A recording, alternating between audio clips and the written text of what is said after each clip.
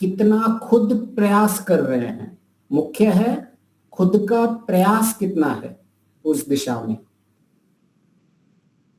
और मनु ऋषि तो यहां तक भी कह के गए कि जो जितना ज्ञानी होगा उसको दंड भी उतना अधिक मिलता है। क्यों? वो 8 गुना, फिर 16 गुना, फिर उससे भी ज्यादा 32 गुना, फिर ऐसे जितने जितने आप ज्ञानी बढ़ते जाओगे और फिर भी आप पाप कर्म में लगे हुए हो, आप अंतःकरण को शुद्ध करने में नहीं लगे हुए हो, आपको केवल बाहर की लोकेशना पुतेशना वितेशना लगी पड़ी है और आप और आगे आगे बढ़ते जा रहे हो, तो आपको और ज्यादा कठिन दंड मिलेगा। जैसे राजा को अगर कोई सामान्य मनुष्य अधर्म करता है तो अगर उसको एक गुना दंड मिलता है, तो राजा को कई गुना दंड मिलेगा, 64 गुना, 128 गुना, 256 गुना, जितना बड़ा बड़ा हो। तो इसलिए हमें यह स्पष्ट होना चाहिए, जब हम ज्ञान के मार्ग पर चलें तो हम वास्तव में ज्ञानी हैं या नहीं, हम विद्वान हैं या नहीं, हम उस दिशा में चल रहे हैं या नहीं रहे हैं, उसका मापदंड हमें स्पष्ट होना चाहिए।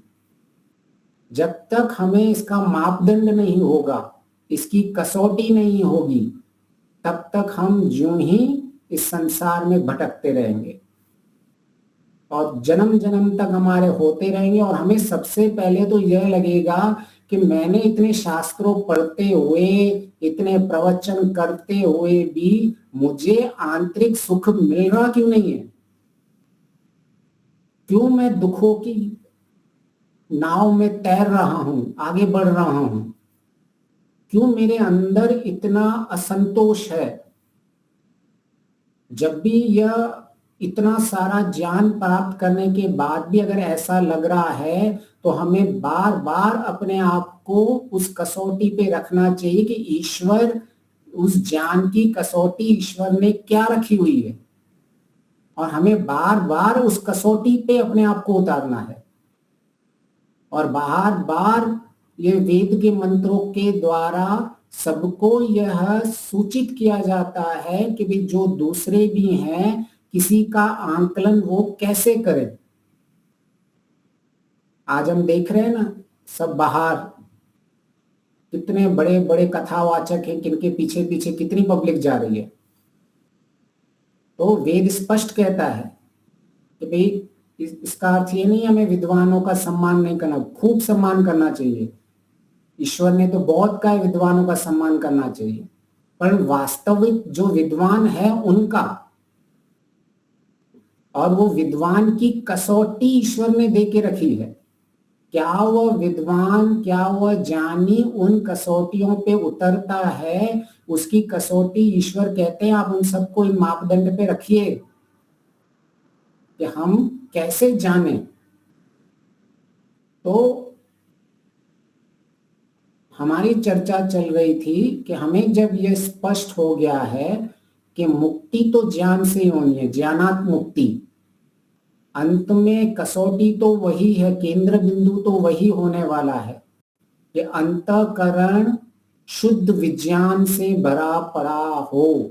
अंतःकरण शुद्धता ही ईश्वर प्राप्ति की कसौटी है, और अंतःकरण शुद्धता ही इस संसार में दुख से मुक्ति और सुख की प्राप्ति कसौटी है। कसौटी केवल एक ही है, आप जिसको ईश्वर में इच्छा नहीं बन रही है, जिसमें ईश्वर में रुचि नहीं बन रही है, उसको भी किसी चीज की टेंशन लेने की जरूरत नहीं है। इस मार्ग पे वो चलता रहे अंतःकरण की शुद्धता में, धीरे धीरे धीरे धीरे इस संसार में भी उसकी दुख की निवृत्ति होती रहेगी, इस संसार में भी सुख की प्राप्ति होती रहेगी। और धीरे धीरे जैसे जैसे अंतःकरण शुद्ध होता रहेगा, होता रहता रहेगा, शुद्ध विज्ञान बढ़ता रहेगा, उसको अपने आप को जानने में रुचि बढ़ेगी, आत्मा को जानने में रुचि बढ़ेगी। जैसे जैसे और रुचि बढ़ेगी, फिर वो परमात्मा को भी जानने लग जाएगा।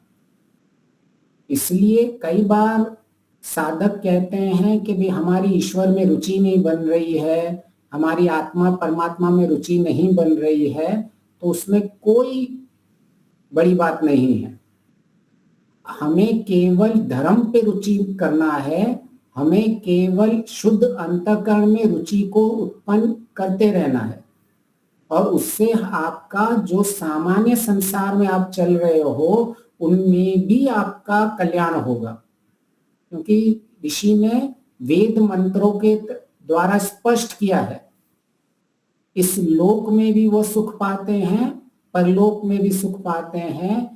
जो भरगह को धारण करते हैं, गायत्री मंत्र के द्वारा यह हमें आश्वासन मिला हुआ है कि हमें केवल अंतःकरण में शुद्ध विज्ञान को धारण करना है, साधारण ज्ञान को नहीं, विज्ञान, विशेष ज्ञान, जिसमें हमें सही गलत की सही स्पष्ट बुद्धि हो हमारी।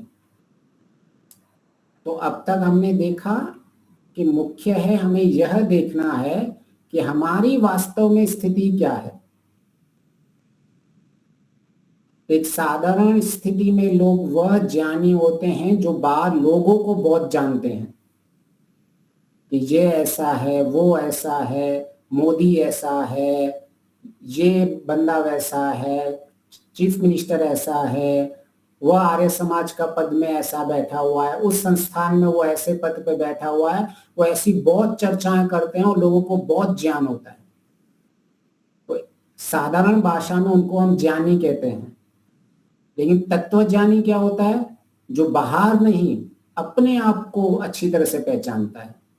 बाहर उसे कम ज्ञान हो कोई बड़ी बात नहीं है, ठीक है, मैं यहाँ कम ज्ञान रखता हूँ, मेरी इस फील्ड में कम ज्ञान है, कोई बड़ी बात नहीं है, परंतु उसको अपने आप का स्पष्ट होता है कि मैं वास्तव में कितना पानी में हूं, मैं कितना ज्ञान में हूं। तो तत्वज्ञानी और ज्ञानी का मुख्य अंतर यह होता है, इनकी दृष्टि में भेद होता है। एक की दृष्टि बाहर होती है और एक की दृष्टि आंतरिक होती है। तत्वज्ञानी केवल और केवल अंदर अपने आप में परिवर्तन की कोशिश करता है, वो लगा रहता है अपने आप को परिवर्तन में। बाहर के जितने भी कार्य करता है उसका मुख्य उद्देश्य है उसका आंतरिक परिवर्तन करना। अगर वह आंतरिक परिवर्तन नहीं कर पा रहा है, उसकी आंतरिक दृष्टि नहीं बन पा रही है, तो एक और केनोपनिषद में आता है, महति विनष्टि भूतेषु भूतेषु धीरा। सब जान चुके हैं कि अगर हमने अपना इस जन्म में नहीं किया तो महाविनाश है। सामान्य विनाश नहीं कहा गया है, महाविनाश। तो हम कहते हैं ना कि भाई हमारा, हम जानते हुए भी क्यों हम अविद्या में चलते रहते हैं। कहते हैं कि हम जानते तो बहुत है लेकिन मन नहीं लगता, इच्छाएं नहीं होती उस दिशा में जाने की। वो इसीलिए नहीं होती है क्योंकि हमें महाविनाश दिख नहीं रहा है। आज अगर हमें कहीं विनाश दिख जाए तो हम 10 बार सोचते हैं कि मेरे को अच्छा यहाँ 100 रुपए का नुकसान होने वाला है, तो आप 10 बार सोचोगे उस काम करने से पहले कि मैं ये काम कर रहा हूं, इसमें तो मुझे नुकसान होने वाला है। तो अब मैं कुछ दूसरा उपाय ढूंढूं, लेकिन हम क्या कर रहे हैं? हम तो दूसरों को बदलने में सबसे ज्यादा प्रयत्नशील है, और जो खाली होता है वो दूसरों को क्या भरेगा? कभी कभी सुना है आपने कि जिसका कप खाली है और वो दूसरों को दूध दे? लेकिन हम तो ऐसे ही हैं, हमें सारा टेंशन दुनिया का लगा हुआ है। मैं यह नहीं कहता हूं कि आपको परोपकार नहीं करना है, पर मैं कहता हूं परोपकार करने का पात्र तो बनना पड़ेगा ना पहले। मैं कुछ होऊंगा तो दूसरों को दे पाऊंगा ना। खाली इंसान किसी को क्या देगा मनुष्य? तो हमें अपने आप को भरना है पहले, जैसे हम दे सकें, हम शुद्ध दे सकें, हम पवित्र ज्ञान दे सकें। ईश्वर कह रहा है वेदों का ज्ञान देने के लिए, लेकिन अशुद्ध ज्ञान के लिए नहीं। शुद्ध ज्ञान बांटने की बात चल रही है, शुद्ध विज्ञान बांटने की बात चल रही है।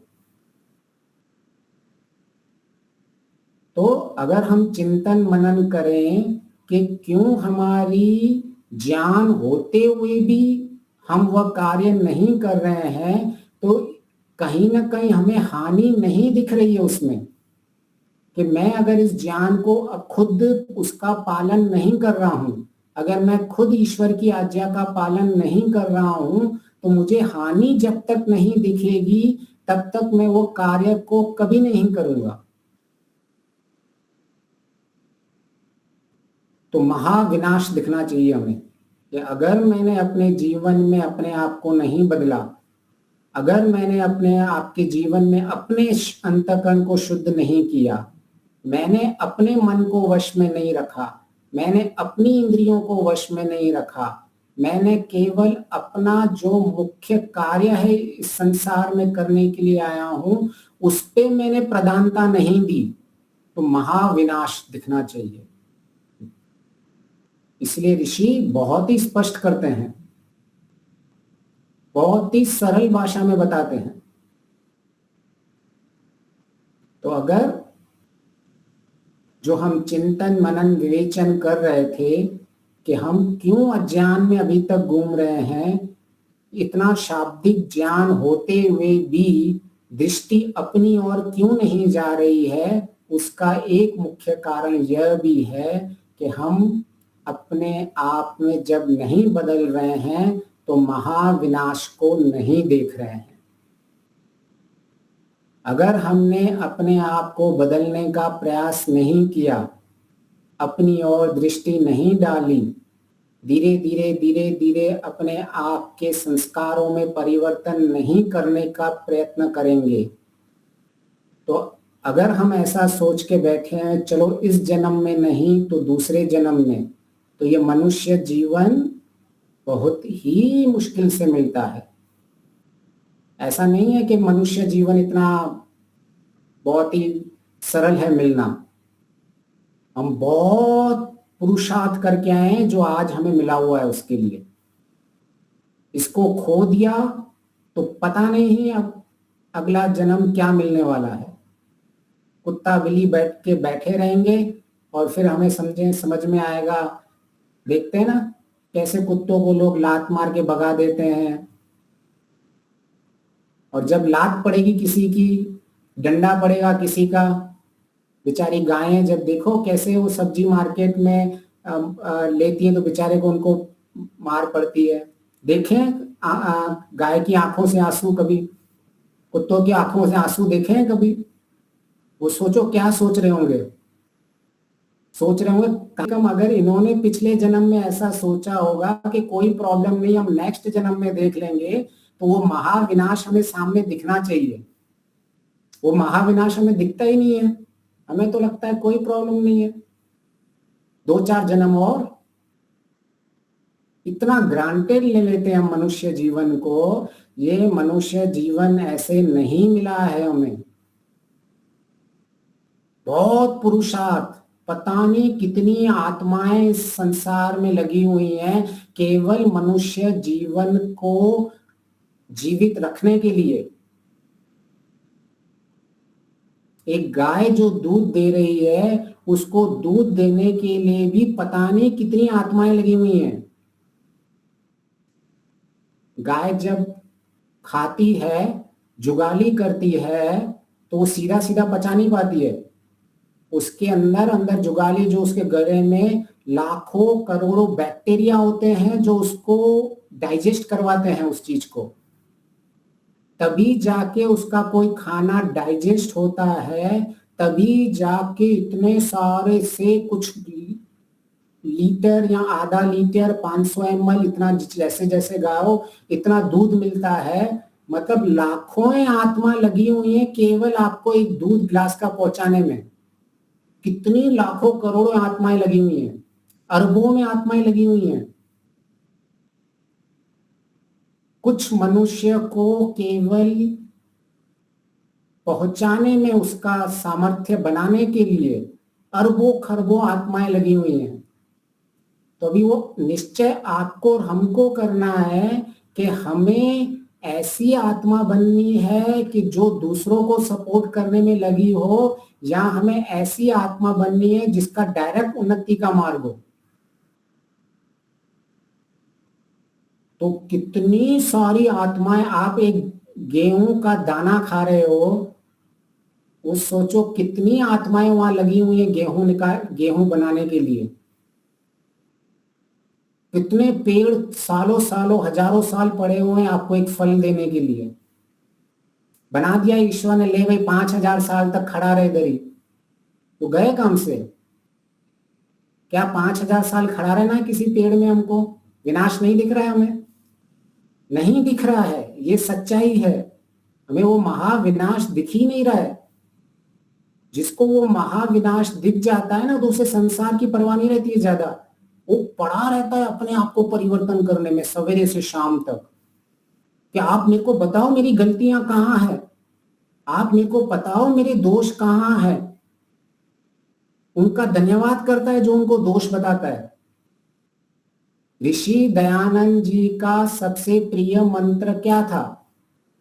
विश्वानि देव सविता दुरितानि परासुआ, कि मैं अपने दोष दुर्गुण दुख, पहले अपने दोष दुख, मतलब वो ऋषि ऐसे नहीं बना है दूसरों को देख के, दूसरों की चर्चाएं करके, दूसरों की बातें करके। वो कहता है ईश्वर सबसे पहले मेरे दोष मेरे दुर्गुण दूर करने हैं। वो उसकी प्रार्थनाएं बेचारे की ऐसी चलती रही थी ऋषि की। तो जिस ऋषि का इतना प्रिय मंत्र था विश्वानि देवा, जिसका मुख्य संकल्प प्रार्थना के पीछे हमारा होता है, मुख्य संकल्प जुड़ा होता है। प्रार्थना भी एक प्रकार का संकल्प ही है। जब हम प्रार्थनाएं करते हैं तब हमें पता है प्रार्थना वही मानी जाती है जो पुरुषार्थ युक्त हो। पुरुषार्थहीन प्रार्थनाएं कभी ईश्वर नहीं सुनता है, क्योंकि प्रार्थना के पीछे पुरुषार्थ लगा हुआ है। इसलिए हमारा संकल्प उसके साथ जुड़ा हुआ है कि जब ईश्वर तू करेगा, उससे पहले मैं प्रयास करता रहूंगा अपने दुर्गुणों को, अपने दोषों को दूर करने के लिए। और जहां जहां मेरा पुरुषार्थ अंत हो जाएगा, उसके बाद मुझे आप सहायता करना। ऋषि ऐसे नहीं बैठे कि मैं ऐसे बैठा रहूंगा, घूमता फिरता रहूंगा और आप मेरे मन के अंदर दोष ढूंढ करो, ऐसे नहीं था। ऋषि का खुद का प्रयत्न इन पे लगा हुआ रहता था। इसीलिए किसी ऋषि का ये प्रिय मंत्र बन जाता है कि जब तक मैं अपने आप में परिवर्तन नहीं करूंगा, जब तक मैं अपने दुर्गुणों को दूर नहीं करूंगा, जब तक मैं अपने दोषों को नहीं देखूंगा, तब तक मेरा अंतःकरण शुद्ध नहीं होगा। जब तक मेरा अंतःकरण शुद्ध नहीं होगा, तब तक मुझे इस संसार में सुख की प्राप्ति और दुख की निवृत्ति कभी नहीं हो सकती। ये अटूट नियम है।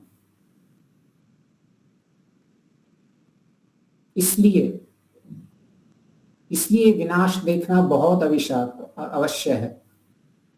योगी लोग तो प्रलय अवस्था प्रतिपादन कर लेते थे। प्रलय अवस्था प्रतिपादन मीन सब कुछ नष्ट इस संसार में, ऐसी स्थिति बना के चलते थे बुद्धि की।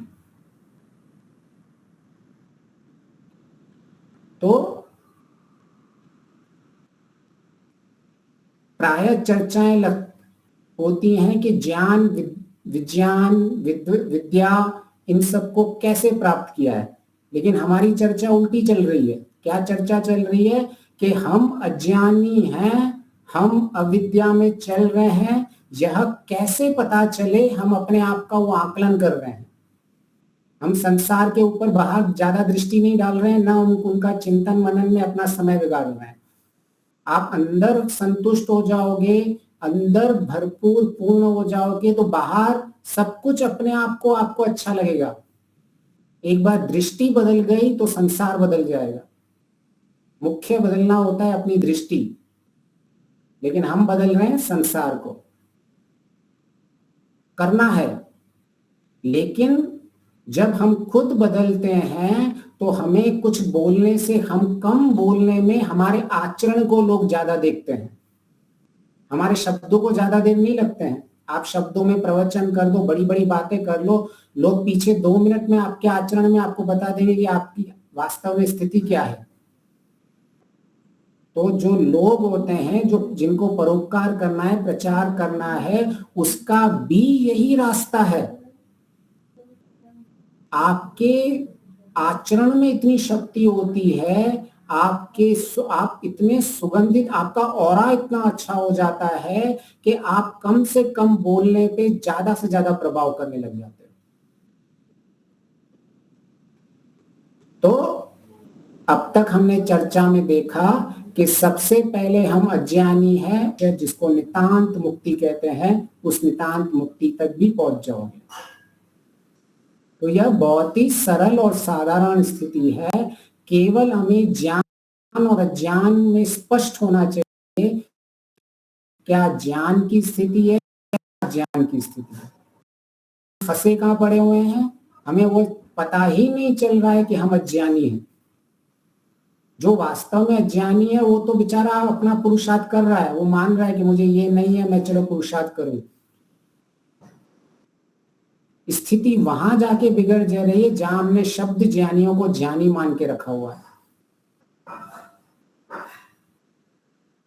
तो इसीलिए बार बार वेद के मंत्र ये स्पष्ट कर रहे हैं, वेद के मंत्र ये हमें अलार्म की तरह बता रहे हैं, स्पष्ट कर रहे हैं कि अविद्या से तो आप अंधकार में जाओगे ही जाओगे, अगर केवल शाब्दिक ज्ञान है तो घोर अंधकार में जाओगे। ठीक है, तो अब तक हमारी कसौटियां हो गई कि हम अपने आप को कैसे जाने। ठीक है ना, तो इसमें कोई प्रश्न है तो वो ले लें, नहीं तो फिर हम आगे चलें। ठीक है, चलो इसमें सब क्लियर हो गया हमको कि हम वास्तव में कैसे अपने आप को समझें कि हम क्या स्थिति है हमारी और कैसे कैसे हम कर सकते हैं। तो हमारी एक तो यह स्पष्ट हो गया कि भाई हम अपने मन को वश में करना है। दूसरा हमने यह स्पष्ट कर दिया कि जो हमारा ज्ञान है और कर्म है उनके बीच में अंतर हमको कम करते देखना है कि कितना अंतर है। और फिर हमें यह स्पष्ट हो गया है कि भी हमारी दृष्टि जब बाहर की होती है, आंतरिक दृष्टि नहीं होती है, तो यह स्पष्ट होना चाहिए कि हमें अज्ञान है।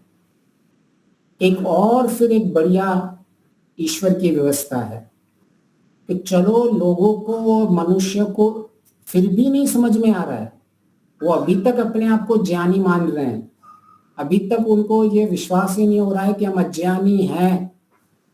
हम में अभी तक बहुत कुछ परिवर्तन के लिए बचा हुआ है, वो विश्वास ही नहीं हो रहा है। तो ऐसे लोगों के लिए भी हमारे ईश्वर ने वो सब व्यवस्थाएं करके रखी हैं। ईश्वर अपने बच्चों के लिए सारी व्यवस्थाएं करके रखता है।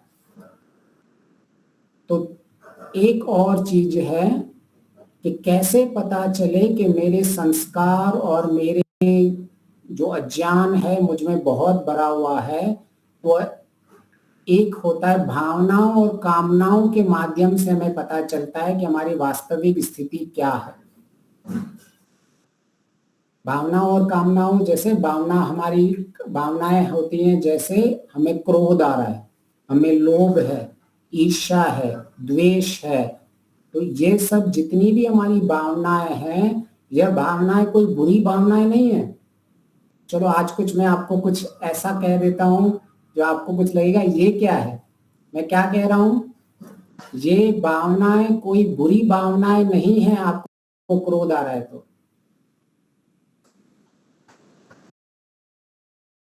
यह भावनाएं आपको सिग्नल दे रही हैं, यह भावनाएं आपके लिए संकेत है, यह भावनाएं आपके लिए इंफॉर्मेशन दे रही है कि अंदर कुछ गड़बड़ है। अगर ये भावनाएं नहीं होती तो आपको पता ही नहीं चलता कि मैं अंदर से कितना अज्ञानी हूं। तो अगर हमें इन सब कसौटियों से नहीं पता चल रहा है कि मैं अज्ञानी हूं, तो हमारे इन भावनाओं से पता चलता है कि मेरी वास्तविक आंतरिक स्थिति क्या है। अगर हमारे अंदर राग, द्वेष, क्रोध, लोभ, भय ये उत्पन्न बहुत ज्यादा हो रहा है, इसका अर्थ यह है कि हमारे अंदर बहुत अज्ञान भरा हुआ है।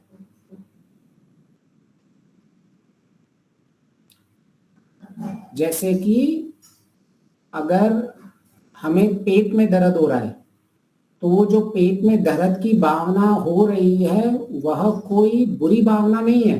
यहाँ जो हमें फीलिंग आ रही है वह, क्योंकि हमें इससे पता चल रहा है कि कुछ तो पेट में हमने खराब डाला हुआ है, तभी पेट में दर्द हो रहा है ना। अभी कोई बोलेगा नहीं नहीं ये कैसी ईश्वर ने इस व्यवस्था बना दी कि दर्द होना ही नहीं चाहिए।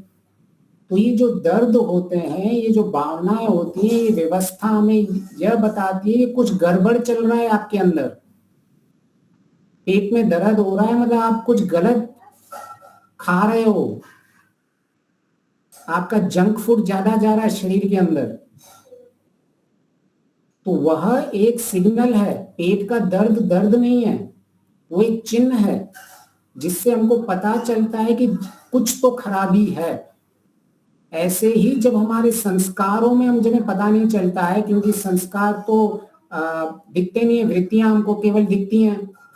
अभी कैसे पता चले कि मेरे संस्कार इतने दृढ़ हो चुके हैं, तो वो हमें इन भावनाओं कामनाओं के थ्रू पता चलता है कि मेरी भावनाएं कैसी उत्पन्न हो रही हैं। अभी कितना मुझे बार बार क्रोध उत्पन्न होता है, कितना बार बार मुझ में राग उत्पन्न होता है, कितना बार बार मुझे लोगों से द्वेष उत्पन्न होता है, कितना मुझे बार बार मोह उत्पन्न हो रहा है, कितना मेरे अंदर भय उत्पन्न हो रहा है।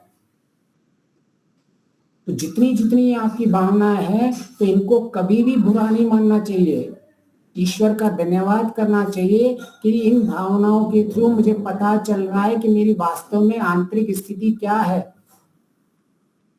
भय उत्पन्न हो रहा है तो भय आपको बता रहा है कि आपका काल्पनिक जो खतरा है और वास्तविक खतरा है, उसके ज्ञान में आपकी कमी है। जितना जितना भय उत्पन्न हो रहा है उसका अर्थ इतना ही होता है कि आपके अंदर एक काल्पनिक खतरा बहुत उत्पन्न हो रहा है, कि वास्तव में वो खतरा है ही नहीं, लेकिन आपके अज्ञान के कारण आपको छोटी छोटी भी चीजों में खतरा पता चल रहा है।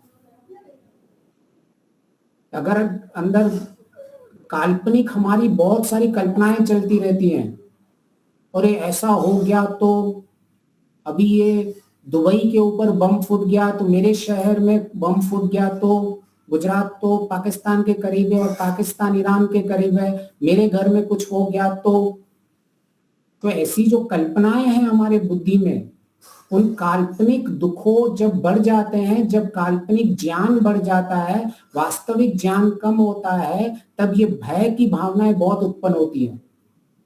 तो ये भय की भावना क्या सिग्नल दे रही है आपको?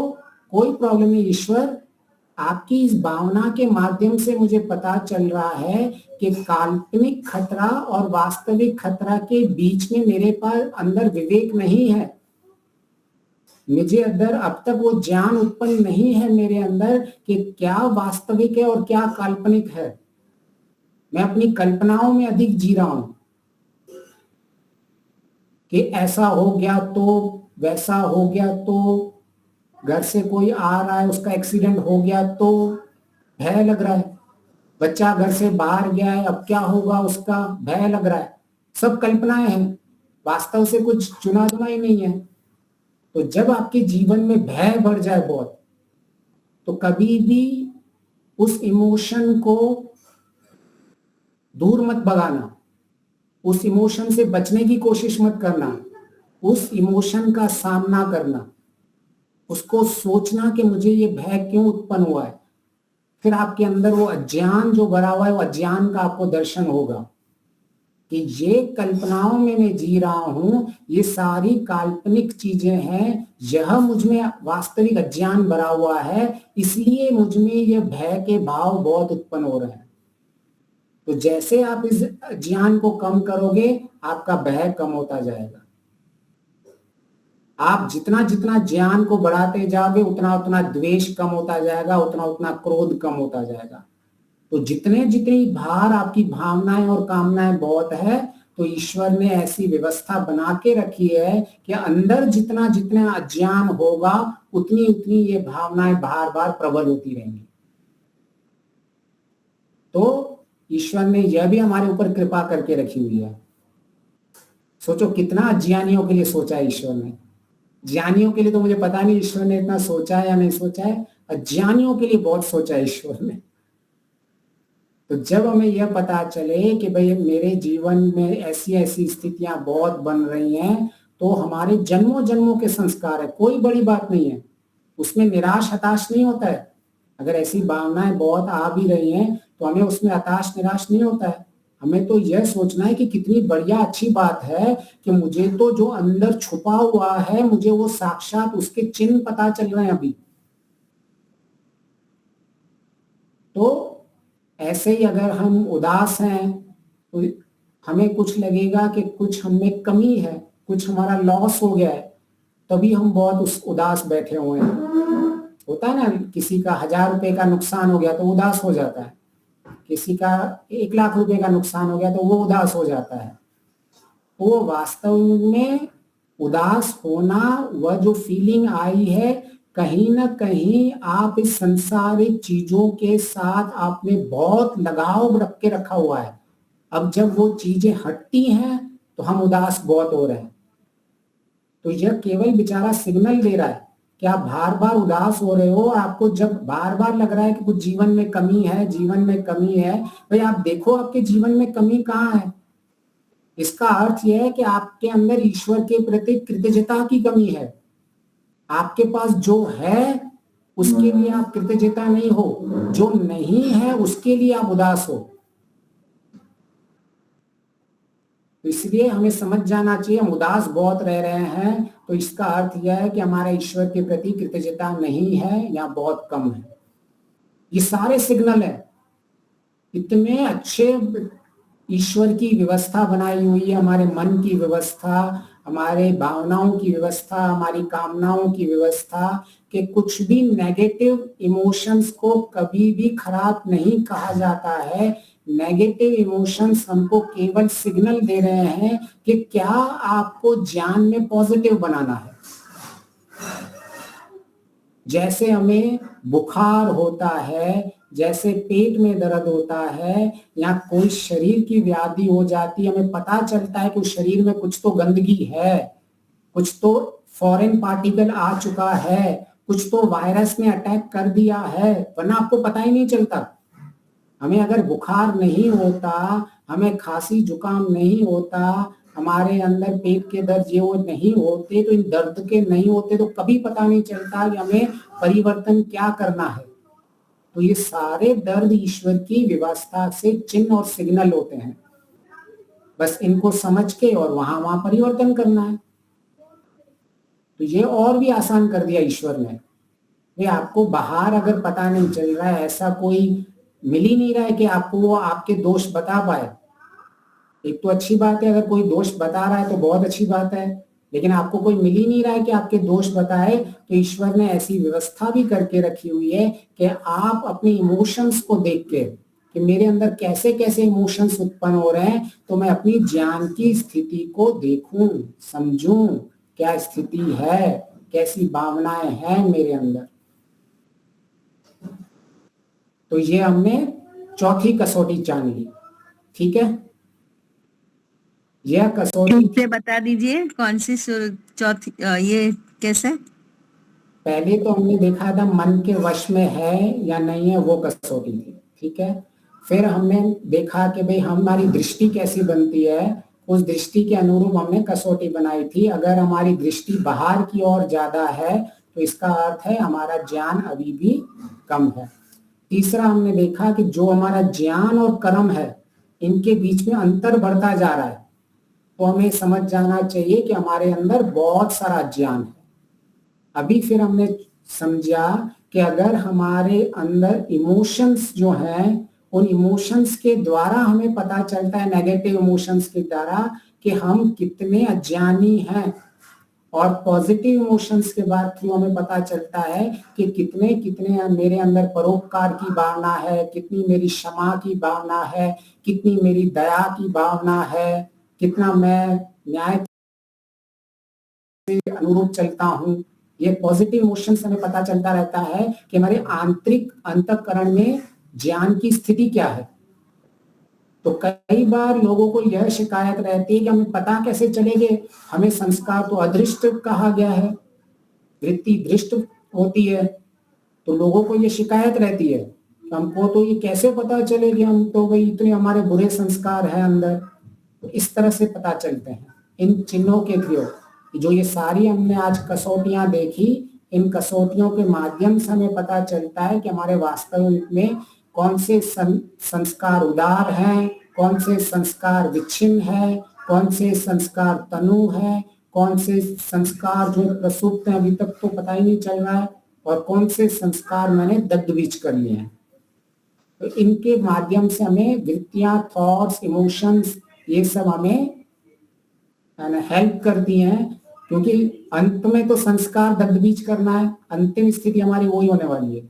अगर जो हमें प्राप्त करना है, अंतिम स्थिति हमें यही प्राप्त करनी है कि हमारे सारे जो बुरे क्लेश संस्कार हैं वो सारे दग्धबीज हो जाएं।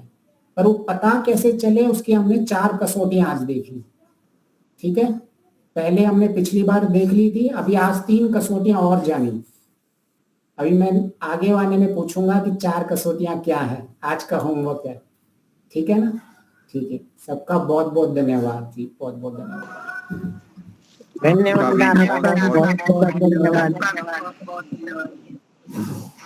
आचार्य जी नमस्ते जी, मैं आज पहली बार ही जुड़ी हूँ। मुझे ये पूछना था, आपके संस्कार के जो प्रकार एक बार बता दीजिए।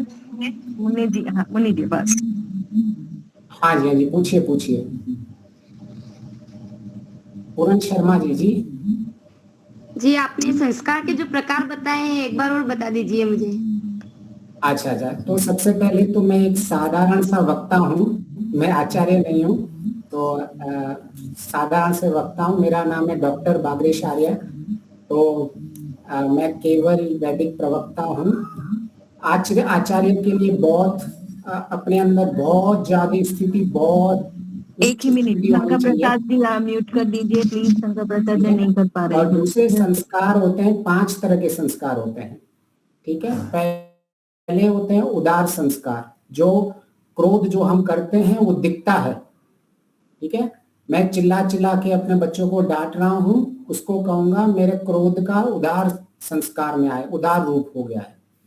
ठीक है, फिर मैं बच्चे के साथ खेल रहा हूँ और मुझे इतना सारा राग है मेरे बच्चे के साथ, लेकिन मुझे उस वक्त क्या हो रहा है कि किसी कोई बीच में आ गया और मुझे अचानक क्रोध आ गया, तो मेरा जो राग का संस्कार है वो विच्छिन्न हो गया, थोड़ी देर के लिए हट गया, और अभी मेरा क्रोध का संस्कार उदार हो गया।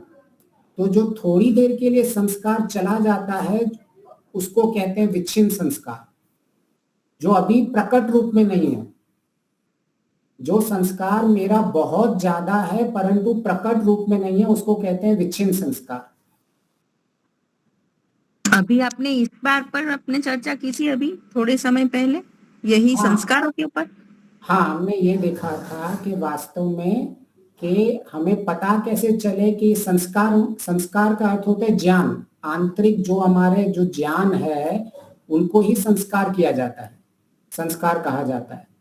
संस्कार का अर्थ होता है हमारा जो अंदर जो ज्ञान है, परंतु वो अंदर है, अभी वो प्रकट नहीं हुआ है। उनको प्रकट वो केवल वृत्तियों के माध्यम से होते हैं संस्कार। हम डायरेक्टली अदृष्ट भाव होते हैं, दृष्ट नहीं होते हैं संस्कार। जो हमारे अभी मैं बात कर रहा हूँ ज्ञान की, वो दृष्ट होते हैं, वृत्तियां दृष्ट होती हैं, संस्कार अदृष्ट होते हैं। तो हमें पता कैसे चले कि हमारे संस्कारों की स्थिति क्या है, हमारे अज्ञान की स्थिति क्या है, क्लेश संस्कारों की स्थिति क्या है। तो अभी उसी के ऊपर था कि इन संस्कारों का हमें पता चलता है इन कसौटियों के माध्यम से। इनका प्रश्न वही था कि कौन से मैंने संस्कार कहे थे। तो पहला उदार, दूसरा विच्छिन्न, तीसरा उदार माने जो प्रकट हुआ है अभी हमारे सामने, जो प्रकट है, तीव्र, जो तीव्र प्रकट हुआ है, जैसे क्रोध है। जैसे उदाहरण के माध्यम से मैं बच्चे के साथ बहुत राग के साथ खेल रहा हूँ, मेरे को बच्चे के साथ बहुत राग हो रहा है, मैं कहीं ध्यान नहीं दे रहा हूँ, तो राग मेरा भी उदार अवस्था में। ठीक है, लेकिन कोई मुझे बीच में उसमें टोक रहा है, तो उसके बाद मुझे जो क्रोध आ गया, अभी क्रोध उदार में चला गया और राग विच्छिन्न हो गया, राग पीछे की आ गया। तो जो प्रकट रूप में नहीं है उसको, लेकिन बहुत बहुत ज्यादा है लेकिन प्रकट रूप में नहीं है, उसको विच्छिन्न कहेंगे। लेकिन जो ज्यादा है और प्रकट रूप में उसको उदार अवस्था कहेंगे। ठीक है, अज्ञान की। फिर तीसरा है तनु, कि मैं क्रोध करके डांट रहा नहीं हूं लेकिन अंदर ही अंदर मेरे को द्वेष हो रहा है, वो संस्कार मतलब तनु संस्कार है मेरे। और चौथे होते हैं प्रसुप्त। प्रसुप्त वो संस्कार होते हैं जो बहुत सालों तक हमारे अंदर ही पड़े होते हैं, वो अचानक किसी एक स्थिति में जागृत हो जाते हैं। उनको वैसा वातावरण मिल जाता है कि भाई सपोज मैं बचपन में मुझे किसी आग से बहुत डर गया था, तो मुझ में वो संस्कार पड़ गया था कि कभी भी मैं आग के सामने, अचानक आज आग पड़ गई, कहीं मैंने देख ली, तो वो सारे भय वाले संस्कार जो सारे उस वक्त मेरे विचलित करने वाले संस्कार अचानक वो उत्पन्न हो गए, जो बहुत सालों से सोए हुए होता है और जो सामान्य अवस्था में नहीं आता है, उसको कहते हैं प्रसुप्त। ठीक है। फिर आखिरी होता है संस्कार की दग्ध बीज अवस्था, कि अभी ये संस्कार आपको जब परेशान नहीं करते हैं, जैसे हम किसी चने को भून लेते हैं तो चने में अंकुर नहीं आता है ना कभी, तो ऐसे ही हमारा संस्कार दग्ध बीज होता है। वह संस्कार हमको कभी परेशान नहीं कर रहा था है, हम ज्ञान के माध्यम से उस संस्कार को पूरा का पूरा नष्ट कर देते हैं। ऐसे संस्कार को दग्ध बीज संस्कार कहते हैं। जी क्या दग्ध बीज, जो दग्ध बीज, हाँ दग्ध बीज, मतलब आप बुना हुआ बीज को इसको याद कर सकते हैं कि जिस बीज को बुन लेते हैं उसमें कभी अंकुर नहीं आता है, ऐसे ही हमारा संस्कार एक बार हमने बुन लिया तो वो कभी फिर से हमें परेशान नहीं करता है। जैसे कि आपको, अगर आप केक खा रहे हो और आपको अंडा नहीं खाते हो, तो आपको केक कितना भी अच्छा सामने से डेकोरेशन में दिख जाए, परंतु आपको कोई कहे कि ये केक में अंडा है, तो आपकी कभी इच्छा नहीं होगी। इसका मतलब है आपका वो केक खाने का संस्कार पूरा का पूरा दग्ध बीज होता है कि सपने में आपको कितना भी अच्छा कोई केक दे दे डेकोरेशन करके, लेकिन जैसे ही आपको पता पड़ेगा कि अंडा है तो आप कभी नहीं खाने वाले। तो संस्कारों को आपने बिल्कुल दग्ध बीज कर दिया है, वो कभी आपने संस्कार कभी केक खाने के वाले उत्पन्न होने ही नहीं वाले अगर आपको अंडा पता है उसके अंदर है। तो ऐसे ही कुछ कुछ संस्कार होते हैं जो पूरे हमने नष्ट कर दिए होते हैं ज्ञान के माध्यम से। जी धन्यवाद सबको। बहुत बहुत धन्यवाद। धन्यवाद बहुत बहुत। हाँ जी, शंकर प्रसाद जी, शांति पाठ। बहुत अच्छा रहा आज का कार्यक्रम, बहुत बहुत धन्यवाद। आवाज जा रही है? हाँ जी, आ रही है। पहले शांति पाठ होगा, इसके बाद जय घोष। ओम ध्यो शांति अंतरिक्षम शांति पृथ्वी शांतिरापः शांतिरोषधयः शांतिर वनस्पतयः शांतिर्विश्वे देवा शांतिर्ब्रह्म शांतिः सर्वं शांतिः शांतिरेव शांतिः सामा शांतिरेधि। ओम शांति ही शांति ही शांति। जय घोष। जो बोले सो अभय। सत्य सनातन वैदिक धर्म की जय। मर्यादा पुरुषोत्तम भगवान रामचंद्र की जय। योगीराज भगवान कृष्णचंद्र की जय हो। व्याकरण सूर्य गुरु बिरजानंद की जय हो। युग प्रवर्तक महर्षि दयानंद सरस्वती की जय हो। स्वामी श्रद्धानंद की जय हो। भारत माता की जय हो। गौ माता की पालन करें। देश के अमर शहीदों की जय हो। वेद की ज्योति जलती रहे।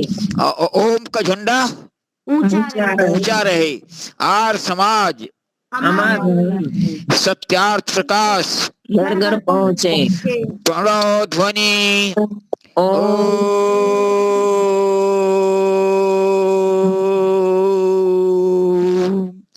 वैदिक अभिवादन। सबको सादर नमस्ते। सर्वेभ्यो नमः।